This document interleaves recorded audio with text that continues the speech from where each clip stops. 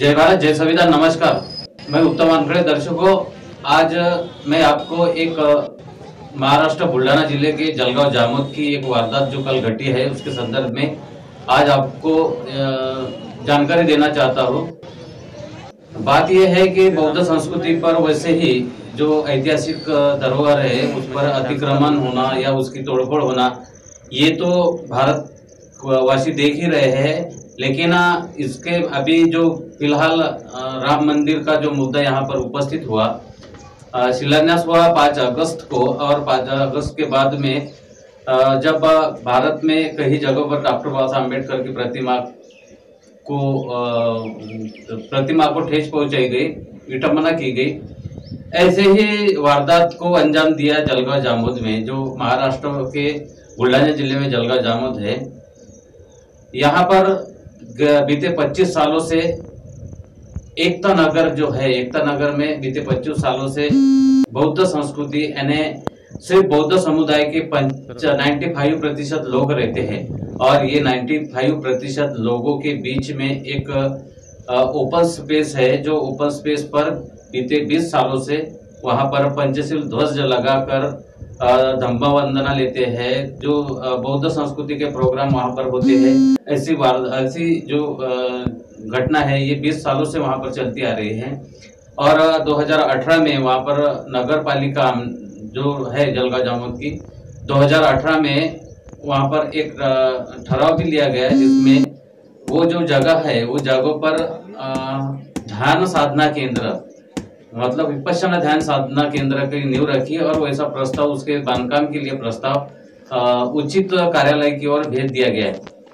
अब बात यह है कि 20-25 सालों से वहां पर पंचशील ध्वज है, और कल जातीय मानसिकता को आगे बढ़ाने के लिए और जातीय आतंक फैलाने के लिए एक जो महिला है, वो महिला ने वहां पर कल पंचशील ध्वज के ही बाजू में भगवा ध्वज जानबूझकर दो समाज में वाद निर्माण होने के लिए कल उन्होंने वहां पर वो ध्वज लगाया और जातीय भावना को ठेस पहुंचाई। जैसे ही मालूमात हुई इस बात की, तो यहाँ की सामाजिक कार्यकर्ता जो है पार्वतीबाई इंगड़े, उस महिला ने जलगांव जामोद पुलिस स्टेशन में उसकी शिकायत कर दी। बात पूरे गांव में और तहसील में फैल गई, और बौद्ध समुदाय की महिला और पुरुष पुलिस स्टेशन में उसका जो एफआईआर दर्ज करने के लिए पहुंचे, इकट्ठा हुए, और मामला बढ़ता गया। वहां पर एसडीपीओ मैडम जो है प्रिया ढाकनी जी, वह भी पहुंची। यहाँ के तहसीलदार डॉक्टर शिवाजी मगर वो भी पहुंचे। नगर पालिका के सीओ डॉक्टर बोबड़े साहब भी वहां पर पहुंचे। थानेदार जाधव भी वहां पर थी। और ऐसे में उद्रेक जनता का जो बौद्ध समुदाय था उसका उद्रेक होते रहा, चलता गया।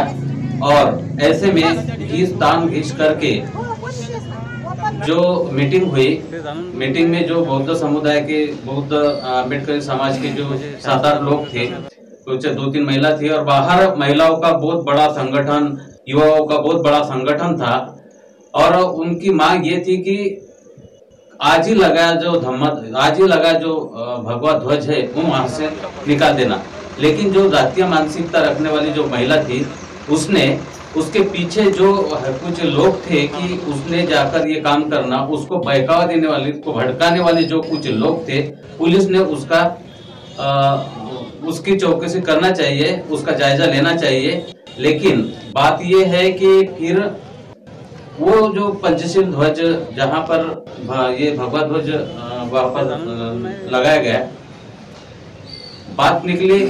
फिर चर्चा में जो सामने आया कि दोनों यानी 20 साल 25 साल पुराना जो धम्मा ध्वज है वो भी निकालना, और कल जो भगवा ध्वज लगाया गया था जातिवादी महिला ने, वो महिला जातिवादी जिसको बाबा साहब ने अधिकार दिया, जिसको बाबा साहब ने, वो एक परित्यक्ता, मतलब विधवा है या परित्यक्ता है या पति से उसका डाइवर्ट हो चुका है या नहीं पता नहीं, लेकिन उसको सम्मान से जीने का अधिकार उसी संविधान ने दिया।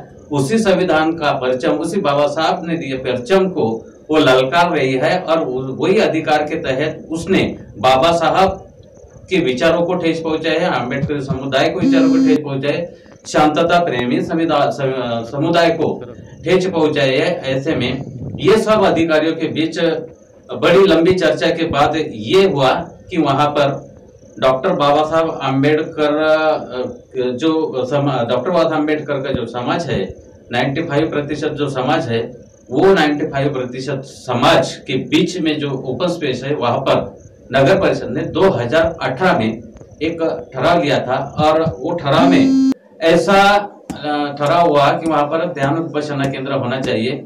और इसी बात को लेकर कल उसमें डॉक्टर बाबा साहब आम्बेडकर भवन, जहां पर वो वास्तु निर्माण होगी, उसको डॉक्टर बाबा साहब आम्बेडकर भवन नाम दिया जाएगा। ऐसा मुख्य अधिकारी की जो अधिकार रहते हैं उस अधिकार के तहत मुख्य अधिकारी ने वैसा लिखित रूप से हमें पत्र देने के बाद में दोनों जो ध्वज थे, दोनों ध्वज प्रशासन ने निकाले।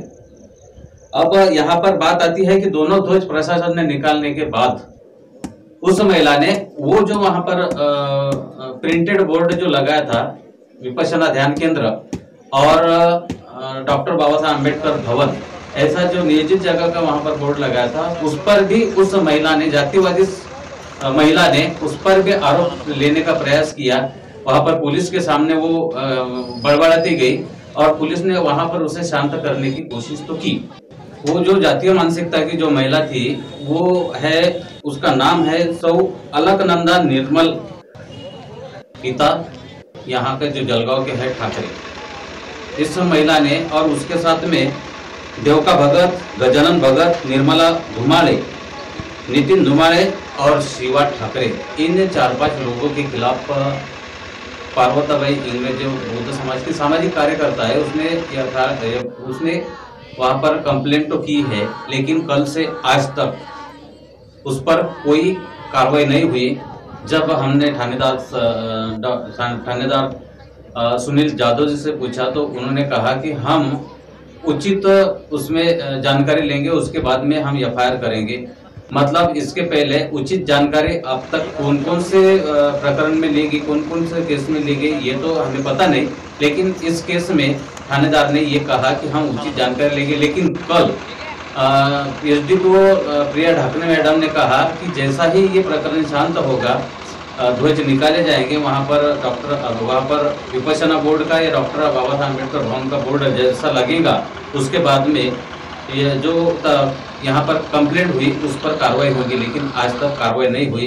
इस महिला को भड़काने में किसका हाथ है, ये पुलिस ने तहकीकात करना चाहिए। अब आगे बढ़ते हैं। बात ये है कि जलगांव जामोद जो 2011 में यहाँ की जो 2011 की जो सरगंती हुई उसमें 28,000 के ऊपर यहाँ की जनसंख्या थी और आज 2020 में 40,000 के ऊपर इसकी जनसंख्या हुई। 40,000 जनसंख्या में इस जलगांव जामोद में बौद्ध समुदाय जो है वो अल्पसंख्यक है। आज भी जलगांव जामोद में बौद्ध समुदाय के लोगों को कोई उसकी शादी के लिए या कोई प्रोग्राम के लिए कोई मंगल भवन देता नहीं, कोई सांस्कृतिक भवन देता नहीं था। इस समाज को प्रोग्राम के लिए कहीं पर ही जगह मिलती नहीं। ऐसे में जो एकता नगर का ओपन स्पेस बौद्ध समुदाय के बीच में है, वहां पर एक भव्य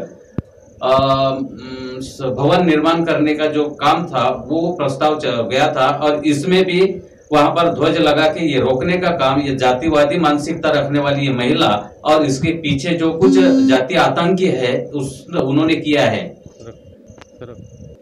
हमारे लिए जो आम्बेडकरी समाज के लिए यहाँ पर जो वारदातें होती है कि यहाँ पर सांस्कृतिक भवन नहीं, मंगल कार्यालय नहीं थे। नगर पालिका ने विकास निधि के माध्यम से अनेक यहाँ पर बगीचे बनाए, गार्डन बनाए, उद्यान बनाए, कहीं पर सांस्कृतिक भवन बनाए। हमने उनको बाबा साहब का नाम देने के लिए निवेदन भी दिया था कि किसी एक स्थल को बाबा साहब डॉक्टर भीमराव अंबेडकर जी का नाम दे, ऐसा निवेदन ज्ञापन हमने सौंपा था, लेकिन उसकी कार्रवाई नहीं हुई। यहाँ पर नगर पालिका के बहुत सारे स्कूल है। हर स्कूल को महात्मा फुले नाम है, सावित्रीबाई फुले नाम है, छत्रपति शिवाजी महाराज नाम है, मौलाना अब्दुल कलाम आजाद नाम है, लेकिन इस जातीय मानसिकता के जो यहाँ पर हमेशा सत्ता आई है नगर पालिका में, डॉक्टर बाबा साहब का नाम कोई स्कूल को नहीं रखा गया है। यहाँ पर नीलकंठेश्वर स्कूल क्रमांक 2 ये भी नाम है, यहाँ पर संत रूपलाल ये भी नाम स्कूल को है, लेकिन बाबा साहब का नाम इस गांव में चलता नहीं। बाबा साहब का नाम इस जातीय मानसिकता के लोगों को चलता नहीं, और ये जातीय मानसिकता एक महिला के माध्यम से जो परित्यक्ता है, ऐसी महिला के माध्यम से ये सामने आई है। उस महिला ने जानबूझकर ये जो है ये सुलूक किया है, इसका पर्दाफाश पुलिस ने करना चाहिए, तत्काल उस पर कार्रवाई करना चाहिए, नहीं तो बहुत बड़ा आंदोलन यहाँ पर खड़ा हो सकता है। और जो वहां पर वास्तु है, ये वास्तु जो प्रस्ताव गया वो प्रस्ताव जल्द से जल्द सरकार द्वारा, उचित कार्यालय द्वारा उसको सैंक्शन करना चाहिए और वहां पर वो काम शुरू होना चाहिए। तो यहाँ पर ये जो वातावरण है ये शांत होगा, नहीं तो इसकी गर्माहट आगे बढ़ती जाएगी और इसके जिम्मेदार यहाँ के सरकार होंगे। ये बात कल जो यहाँ लोग अम्बेडकर समाज के यहाँ पर इकट्ठा हुए थे, उनके बातों में से सामने आई है। कल बौद्ध मजदूर जो महिला थी, काम पर से आने के बाद उनको जैसे पता चला, न खाते न पीते, उन्होंने पुलिस स्टेशन की ओर प्रयाण किया। और इस संदर्भ में जानकारी मिलते ही भीम आर्मी के जो संगठन, जो युवा थे, वो युवा भी वहां पर पहुंचे। इन सभी का समाज ने और जो कार्यकर्ता थे उन्होंने इनका शुक्रिया किया और शांत भी किया, ताकि ये प्रकरण आगे ना बढ़ सके। अब प्रकरण अगर शांत करना है, न्याय अगर समाज को देना है, तो उचित कार्यालय ने इसकी और ख्याल देना चाहिए। घटना अगर इसको न्याय मिला तो ये प्रकरण यहाँ पर रुक सकता है।